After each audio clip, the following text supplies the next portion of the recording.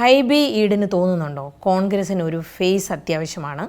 അടുത്ത അസംബ്ലി തെരഞ്ഞെടുപ്പിന് പോകുമ്പോൾ കേരളത്തിലെ കോൺഗ്രസ്സിന് ഒരു നേതാവ് അല്ലെങ്കിൽ ഒരു ഡിക്ലെയർഡ് CM കാൻഡിഡേറ്റ് വേണമെന്ന് തോന്നുന്നുണ്ടോ? അല്ല, കോൺഗ്രസ്സിന് ഒരു കാലത്തും അങ്ങനെ ഒരു CM ഫേസ് ആയിട്ട് ഉയർത്തി കാണിച്ചിട്ടില്ല. ഇപ്പോൾ K കരുണാകരനും AK ആൻ്റണിയും ഒക്കെ ഉണ്ടായിരുന്ന സമയത്ത് പോലും അതിലാരാകും എന്നുള്ള പല സമയത്തും ആശങ്കകളുണ്ടായിരുന്നു.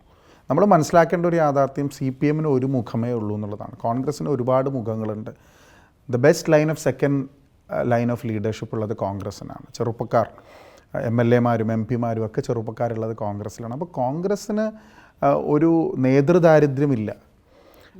ഒരിക്കലും കോൺഗ്രസ്സിന് അങ്ങനെ ഉണ്ടായിട്ടില്ല. കോൺഗ്രസ് എപ്പോഴും ഇലക്ഷൻ ഫൈറ്റ് ചെയ്യുന്നത്, ഇപ്പോൾ നമ്മൾ തെലങ്കാനയിലാണെങ്കിലും നമ്മൾ കർണാടകയിലാണെങ്കിലും ഒരു മുഖം ഉയർത്തി കാണിച്ചിട്ടല്ല തെരഞ്ഞെടുപ്പിനെ നേരിട്ടത്. അതുകൊണ്ട് തന്നെ അങ്ങനെ ഒരു CM ഫേസ് എന്നതിനേക്കാൾ കൂടുതൽ യോജിച്ച കെട്ടുറപ്പോട് കൂടിയിട്ടുള്ളൊരു അച്ചടക്കം നിറഞ്ഞ തെരഞ്ഞെടുപ്പ് പ്രവർത്തനമാണ് ആവശ്യം.